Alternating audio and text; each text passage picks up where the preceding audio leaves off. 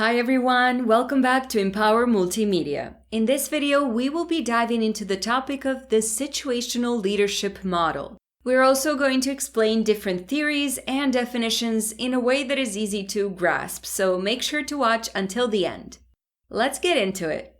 Situational leadership model, in a nutshell, means that as a leader, you cannot rely on a theory that will provide all the information and instruction on how to act as a leader.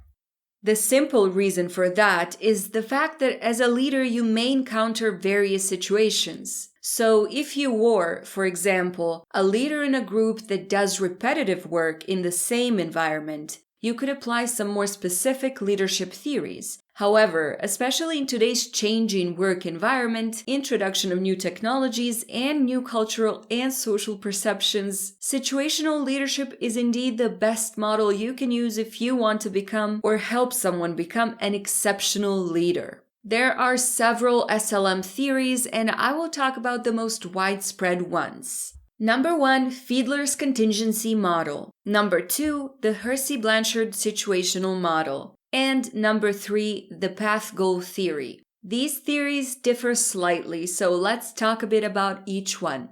Number 1, Fiedler's Contingency Model. Fred Fiedler, one of the leading researchers of industrial and organizational psychology in the 20th century, created this model, and he argues about the important link between leadership style and the form of situation. Fiedler considered leadership style to be fixed and may be measured by an instrument noted as the least preferred coworker, LPC. The LPC measures the leader's leadership orientation. Using this instrument involves listing and describing all the people one has worked with using a bipolar scale. A typical set of bipolar words used in this scale includes pleasant or unpleasant, friendly or unfriendly, supportive or hostile, etc. After that, situational favorableness is determined. This depends on 3 factors. Leader-member relations, the level of trust and confidence that your team has in you. A leader who is more trusted and has more influence within the group is in a more favorable situation than a leader who is not trusted.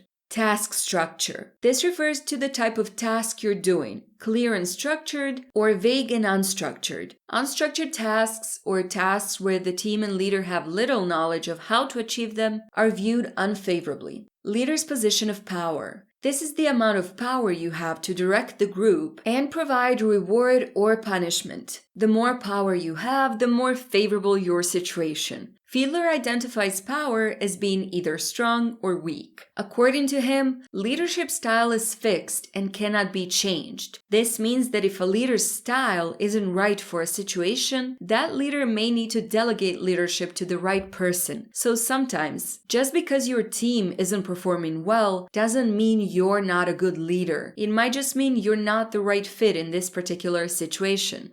Hersey-Blanchard Situational Model. This is a leadership model that focuses on the ability and willingness of individual employees. He categorizes employees or followers into 4 groups. 1. Unable and unwilling, D1. D1 followers are unable to complete their tasks because they lack the proper skills to succeed. They are also unmotivated and lack confidence in their abilities. 2. Unable and willing, D2.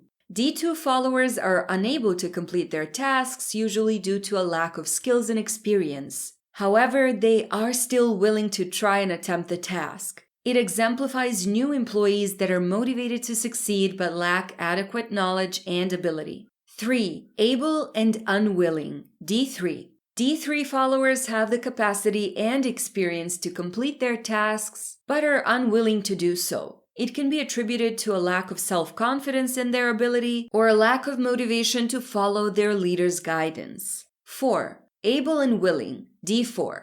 D4 followers have the necessary skills and experience as well as the confidence in their ability to complete tasks successfully. These employees have the highest level of capacity and can complete tasks while also taking responsibility for their work. This method finds that different types of followers cannot be under the same type of leadership. Therefore, he also categorizes leaders into 4 different groups, each corresponding to a specific level of employee development. 1. Directing, S1. This leadership style focuses on providing direction to employees. When followers lack the ability and willingness to complete their tasks, leaders must clearly define their responsibilities and make sure they develop the foundational skills to be successful. Methods may include simple instructions, clear explanations, and careful supervision. 2. Coaching. S2.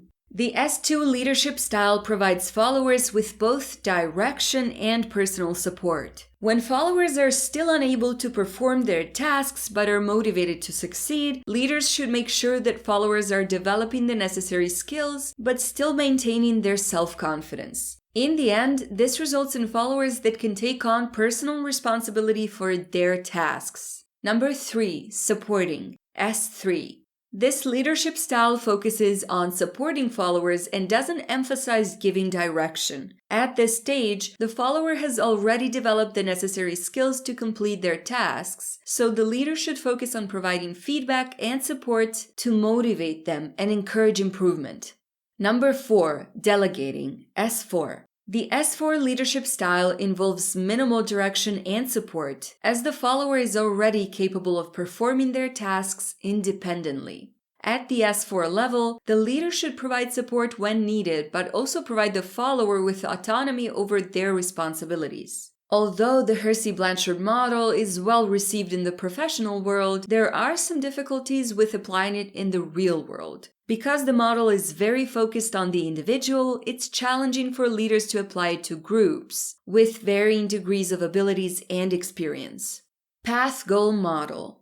According to this theory, a leader's behavior depends on 3 factors: the satisfaction, the motivation, as well as the performance of the followers. This suggests that a leader's behavior is supposed to reinforce the performance of the followers and compensate for the weaknesses of the followers. According to the path-goal model, the manager is supposed to guide workers in choosing the best paths to succeed in their goals. The manager or the leader also provides the required direction and support in order for followers to be able to achieve those goals. Consequently, leaders need to be involved in leadership behavior types that suit the requirements of the situation. The followers will accept the leader's behavior if they believe such behaviors facilitate satisfaction and motivation. Additionally, the leader is probably going to be accepted if he achieves high performance through coaching followers and rewarding good performance.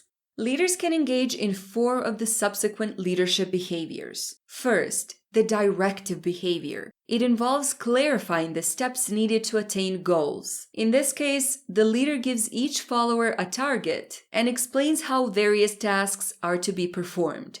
This behavior is very important when subordinates' roles are ambiguous. Second, the achievement-oriented behavior. It involves setting challenging goals to be achieved by the followers. The leader expects the best performance from the followers and also expresses confidence within the followers' ability to attain their goals. Third, participative leadership behavior. It involves seeking followers' opinions before making decisions. Finally, a leader can engage in supportive behavior so as to confirm that his followers are satisfied. In this case, the leader attempts to reinforce the psychological well-being of his followers. Leaders are assumed to be flexible enough to adapt their leadership styles to the wants of things at hand. The 2 contingency factors that determine effective leadership are environmental factors and followers' characteristics. These factors influence the behavior-outcome relationship. Conclusion. Situational leadership model or theory is predicated on the premise that there's no single ideal leadership model, since leaders operate in changing environments. So, the leadership style should be adapted to the individual and the situation. Currently, research within the area of contingency leadership focuses on the question, what contingency factors determine effective leadership?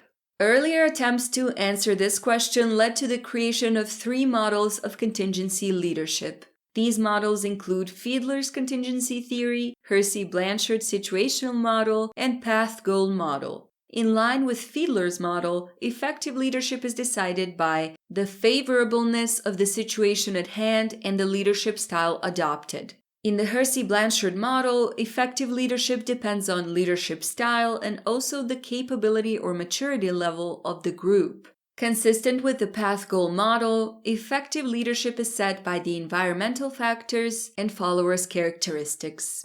Thank you for watching. We hope we helped you understand situational leadership and the 3 models of it we showed today. Please make sure to like, share, subscribe to Empower Multimedia, and comment if you have any other videos you'd like to see here. See you in the next one. Bye!